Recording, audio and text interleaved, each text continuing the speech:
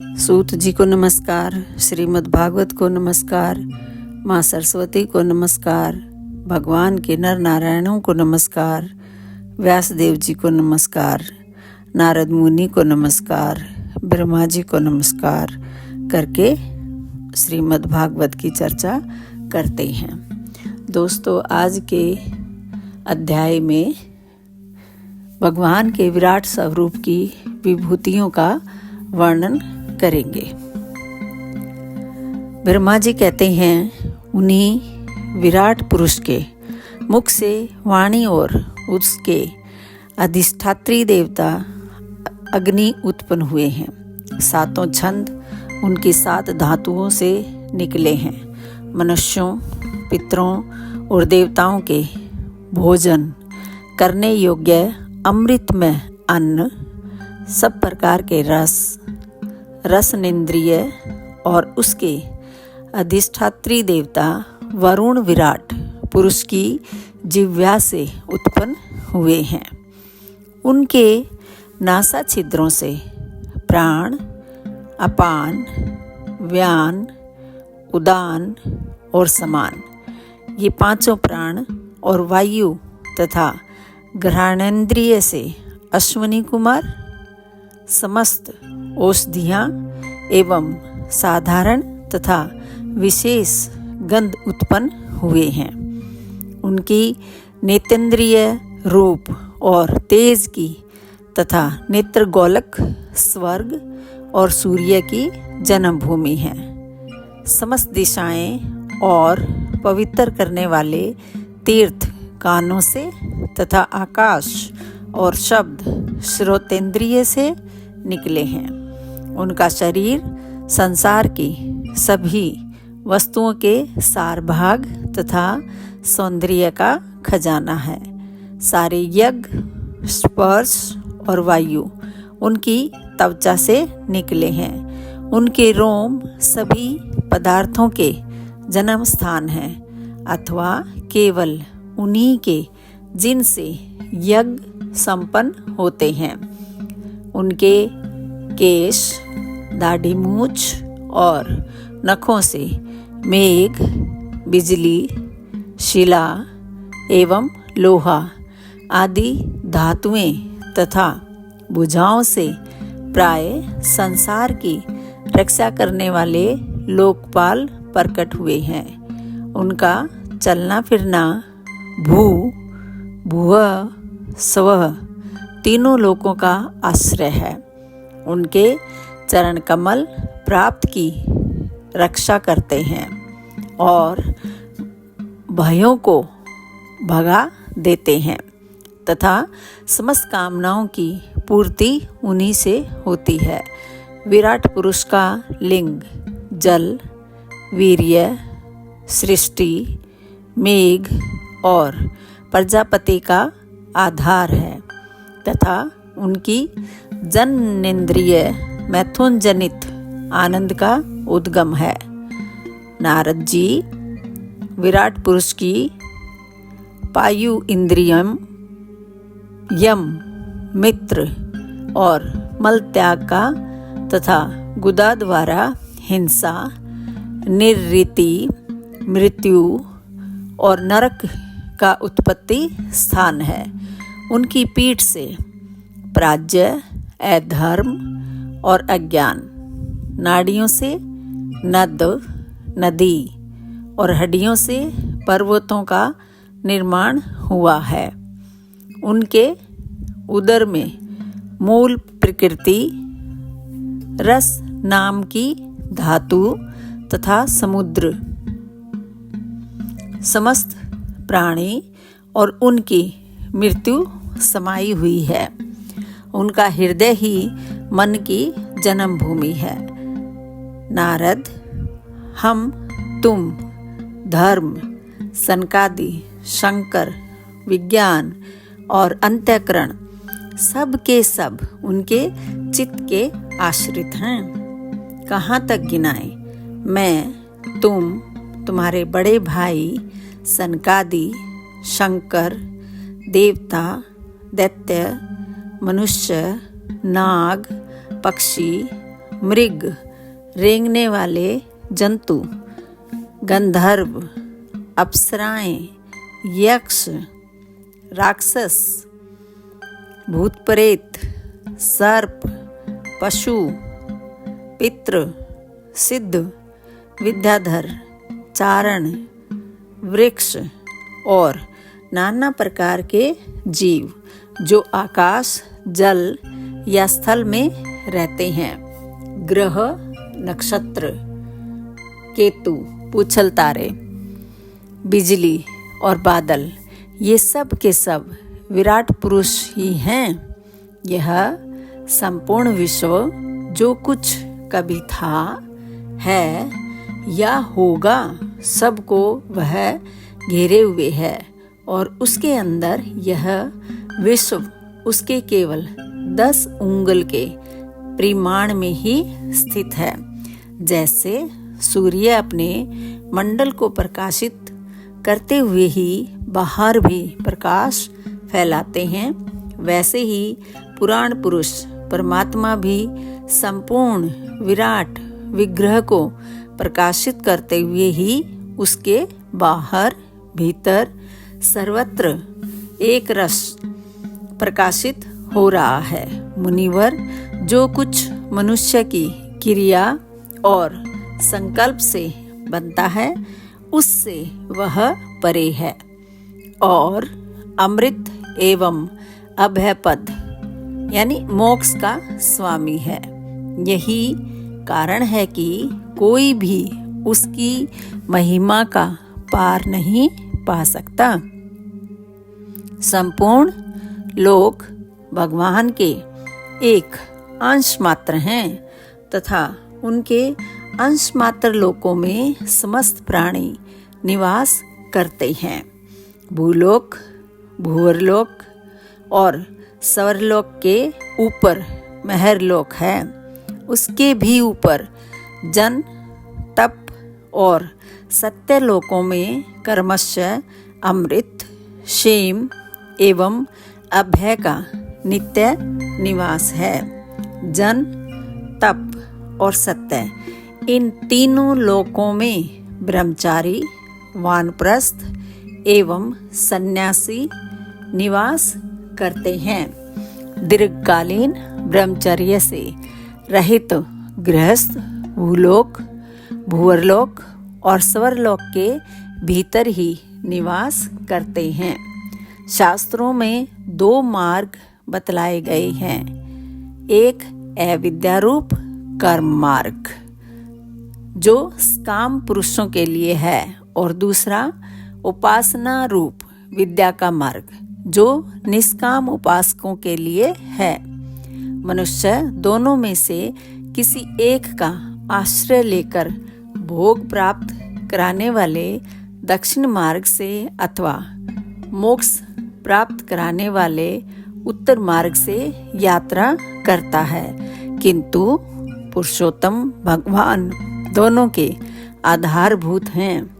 जैसे सूर्य अपनी किरणों से सबको प्रकाशित करते हुए भी सबसे अलग हैं, वैसे ही जिन परमात्मा से इस अंड की और पंचभूत, एकादश इंद्रिय एवं गुण में विराट की उत्पत्ति हुई है, वे प्रभु भी इन समस्त वस्तुओं के अंदर और उनके रूप में रहते हुए भी उनसे सर्वथा अतीत हैं। जिस समय इस विराट पुरुष के नाभि कमल से मेरा जन्म हुआ, उस समय इस पुरुष के अंगों के अतिरिक्त मुझे और कोई भी यज्ञ की सामग्री नहीं मिली। तब मैंने उनके अंगों में ही यज्ञ के पशु, स्तंभ, कुश, यह यज्ञ भूमि और यज्ञ के योग्य उत्तम काल की कल्पना की। ऋषि श्रेष्ठ यज्ञ के लिए आवश्यक पात्र आदि वस्तुएं जो चावल आदि औषधियाँ, घृत आदि स्नेह पदार्थ, 6 रस, लोहा, मिट्टी, जल, ऋक्, यजु, साम, चातुर्होत्र, यज्ञों के नाम, मंत्र, दक्षिणा, व्रत, देवताओं के नाम, पद्धति, ग्रंथ, संकल्प, तंत्र यानी अनुष्ठान की रीति, गति, मति, श्रद्धा, प्रायश्चित और समर्पण, यह समस्त यज्ञ सामग्री मैंने विराट पुरुष के अंगों से ही इकट्ठी की। इस प्रकार विराट पुरुष के अंगों से ही सारी सामग्री का संग्रह करके मैंने उन्हीं सामग्रियों से उन यज्ञ स्वरूप परमात्मा का यज्ञ के द्वारा यजन किया। तदंतर तुम्हारे बड़े भाई इन 9 प्रजापतियों ने अपने चित्त को पूर्ण समाहित करके विराट एवं अंतर्यामी रूप से स्थित उस पुरुष की आराधना की। इसके पश्चात समय समय पर मनु, ऋषि, पितृ, देवता, दैत्य और मनुष्यों ने यज्ञों के द्वारा भगवान की आराधना की। नारद, यह संपूर्ण विश्व उन्हीं भगवान नारायण में स्थित है, जो स्वयं तो प्राकृत गुणों से रहित हैं, परंतु सृष्टि के प्रारंभ में माया के द्वारा बहुत से गुण ग्रहण कर लेते हैं। उन्हीं की प्रेरणा से मैं इस संसार की रचना करता हूँ। उन्हीं के अधीन होकर रुद्र इसका संहार करते हैं और वे स्वयं ही विष्णु के रूप से इसका पालन करते हैं, क्योंकि उन्होंने सत्व, रज और तम की 3 शक्तियाँ स्वीकार कर रखी हैं। बेटा, जो कुछ तुमने पूछा था उसका उत्तर मैंने तुम्हें दे दिया। भाव या अभाव, कार्य या कारण के रूप में ऐसी कोई भी वस्तु नहीं है जो भगवान से भिन्न हो। प्यारे नारद, मैं प्रेमपूर्ण एवं उत्कंठित हृदय से भगवान के सिमरन में मगन रहता हूँ। इसी से मेरी वाणी कभी असत्य होती नहीं दिखती। मेरा मन कभी असत्य संकल्प नहीं करता और मेरी इंद्रियां भी कभी मर्यादा का उल्लंघन करके कुमार्ग में नहीं जाती। मैं वेद मूर्ति हूँ। मेरा जीवन तपस्या में है।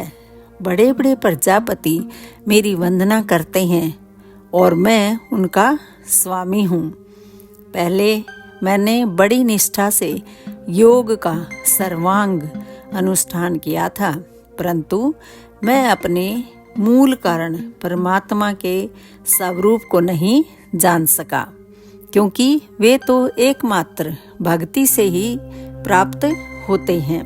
मैं तो परम मंगलमय एवं शरण आए हुए भक्तों को जन्म मृत्यु से छुड़ाने वाले परम कल्याण स्वरूप भगवान के चरणों को ही नमस्कार करता हूँ। उनकी माया की शक्ति अपार है। जैसे आकाश अपने अंत को नहीं जानता, वैसे ही वे भी अपनी महिमा का विस्तार नहीं जानते। ऐसी स्थिति में दूसरे तो उसका पार पा ही कैसे सकते हैं।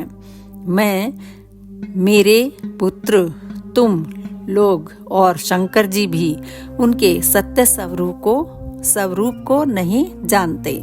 तब दूसरे देवता तो उन्हें जान ही कैसे सकते हैं। हम सब इस प्रकार मोहित हो रहे हैं कि उनकी माया के द्वारा रचे हुए जगत को भी ठीक ठीक नहीं समझ सकते। अपनी अपनी बुद्धि के अनुसार ही अटकल लगाते हैं। हम लोग केवल जिनके अवतार की लीलाओं का गान ही करते रहते हैं, उनके तत्व को नहीं जानते। उन भगवान के श्री चरणों में मैं नमस्कार करता हूँ। वे अजन्मा एवं पुरुषोत्तम हैं। प्रत्येक कल्प में वे स्वयं अपने आप में अपने आप की ही सृष्टि करते हैं, रक्षा करते हैं और संहार कर लेते हैं। वे माया के लेस से रहित हैं, केवल ज्ञान स्वरूप हैं और अंतरात्मा के रूप में एक रस स्थित हैं। वे तीनों काल में सत्य एवं परिपूर्ण हैं, न उनका आदि है न अंत। वे तीनों गुणों से रहित सनातन एवं अद्वितीय हैं। नारद, महात्मा लोग जिस समय अपने अंतःकरण, इंद्रिय और शरीर को शांत कर लेते हैं, उस समय उनका साक्षात्कार करते हैं। परंतु जब असत पुरुषों के द्वारा कुतर्कों का जाल बिछाकर उनको ढक दिया जाता है, तब उनके दर्शन नहीं हो पाते। परमात्मा का पहला अवतार विराट पुरुष है। उसके सिवा काल, स्वभाव, कार्य, कारण, मन, पंचभूत, अहंकार, तीनों गुण, इंद्रियां, ब्रह्मांड, शरीर, उसका अभिमानी, स्थावर और जंगम जीव, सब के सब उन अनंत भगवान के ही रूप हैं। मैं, शंकर, विष्णु, दक्ष आदि ये प्रजापति, तुम और तुम्हारे जैसे अन्य भक्तजन, स्वर्गलोक के रक्षक, पक्षियों के राजा, मनुष्य लोक के राजा, नीचे के लोकों के राजा, गंधर्व, विद्याधर और चारणों के अधिनायक, यक्ष, राक्षस, सांप और नागों के स्वामी, महर्षि, पितृपति, दैतेंद्र, सिद्धेश्वर, दानवराज और भी प्रेत, पिशाच, भूत, कुष्मांड, जल जंतु, मृग और पक्षियों के स्वामी एवं संसार में और भी जितनी वस्तुएं ऐश्वर्य, तेज, इंद्रिय बल, मनोबल, शरीर बल या क्षमा से युक्त हैं, अथवा जो भी विशेष सौंदर्य, लज्जा, वैभव तथा विभूति से युक्त हैं, एवं जितनी भी वस्तुएं अद्भुत, वर्ण वाली, रूपवान या अरूप हैं, वे सब के सब परम तत्व में भगवत रूप ही हैं। नारद, इनके सिवा परम पुरुष परमात्मा के परम पवित्र एवं प्रधान लीलावतार भी शास्त्रों में वर्णित हैं। उनका मैं कर्मशः वर्णन करता हूँ। उनके चरित्र सुनने में बड़े मधुर एवं श्रवणेन्द्रिय के दोषों को दूर करने वाले हैं। तुम सावधान होकर उनका रस लो। दोस्तों, यहाँ पर यह अध्याय समाप्त होता है। इसके अगले अध्याय में हम लीला अवतारों के वर्णन सुनेंगे। आप मेरा वीडियो रोजाना देखते हैं, उसके लिए आपका बहुत बहुत धन्यवाद। और आपसे एक विनती है, सब्सक्राइब कर दिया करें प्लीज़। इसमें आपका कुछ भी नहीं लगता है, ये फ्री में है, बस एक टिक करना है आपको। धन्यवाद दोस्तों।